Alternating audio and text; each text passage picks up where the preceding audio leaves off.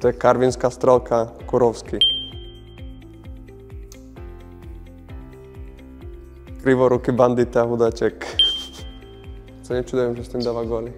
Podľa mňa úplne normálnu, nejaký záhyb. Neviem, aký má, ale jemu je jedno. Jemu aj keby metlu dáme, tak podľa mňa ide si zablúdi s tým.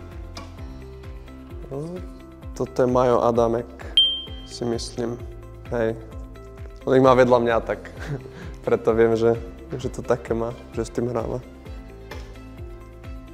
Tak tento záhyb má len jeden hráč v lige, podľa mňa, Peťo Vrana, náš kapitán. Neviem, jak s tým dokáže vystreliť, ale keď je na to zvyknutý, tak dobre. Má to dosť rovné, no. Keď sme to skúšali s tým niečo spraviť, tak nešlo.